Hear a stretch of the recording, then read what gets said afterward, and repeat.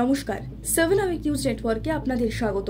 এবার তৃণমূল প্রার্থীর সমর্থনে টাঙানো লক্ষ্মীর ভান্ডারের ফ্লেক্স ছোড়ার ঘটনার সাক্ষী থাকল বরানগর বিধানসভার অন্তর্গত কামারহাটি পৌরসভার 19 ও 20 নম্বর ওয়ার্ড। ইতিমধ্যেই বিক্ষিপ্ত অশান্তির মধ্যে সম্পন্ন হয়েছে 2 দফার লোকসভা নির্বাচন। এখনো যে আসনগুলিতে ভোট গ্রহণ বাকি, সেই জায়গাগুলি থেকে ক্রমাগত প্রার্থীর সমর্থনে লাগানো ফ্লেক্স ও ব্যানার ছোড়ার অভিযোগ উঠে আসছে। এবার উত্তর 24 পরগনার কামারহাটিতে প্রকাশ্যে এলো তেমনই অভিযোগ।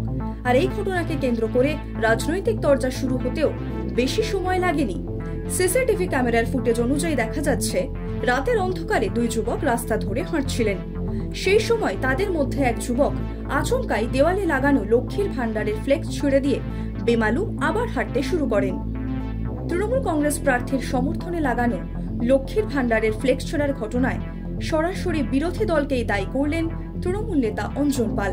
এমনকি বিজেপি এবং সিপিআইএম এর মধ্যে নাকি গোপন আঁতাত রয়েছে, এমনটাই দাবি করলেন তিনি।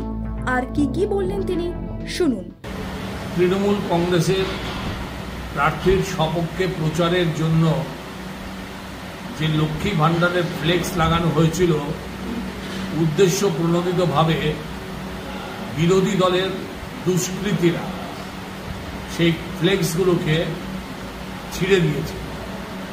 এটা প্রতিবাদ হওয়া দরকার সাধারণ মানুষের মধ্যে। তার কারণ আমরা জানি ভারতীয় জনতা পার্টি এবং মার্ক্সবাদী কমিউনিস্ট পার্টির একটা গোপন আঘাত আছে। সেই আঘাতের পরিপ্রেক্ষিতেই তারা এই সমস্ত দুষ্কর্মগুলো ধারাবাহিকভাবে করে চলেছে।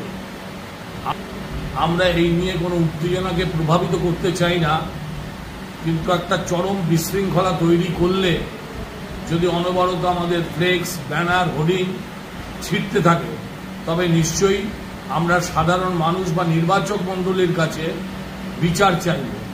আমরা জানি আগামী 1 জুন নির্বাচক মণ্ডলী প্রস্তুত হয়ে আছেন। তারা নিশ্চয়ই এর প্রতিবাদ ইভিএম মেশিনে আমাদের সপক্ষে ভোট দিয়ে তার প্রতিবাদ প্রতিধ্বনিত করবে। ফ্লেক্স ছড়ার ঘটনাকে ঘিরে আসরে নেমেছে পদ্ম শিবিরও। বিজেপির জেলা কমিটির সদস্য কিশোর কর অবশ্য জানালেন, ওই 2 যুবক বিজেপি আশ্রিত কিনা তা প্রমাণ সাপেক্ষ। পাশাপাশি তৃণমূলের করা অভিযোগের পাল্টা অভিযোগ করলেন তিনি।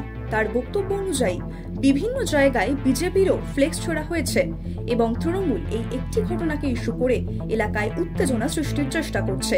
কি বললেন তিনি, তার মুখ থেকেই সরাসরি শুনে নেব।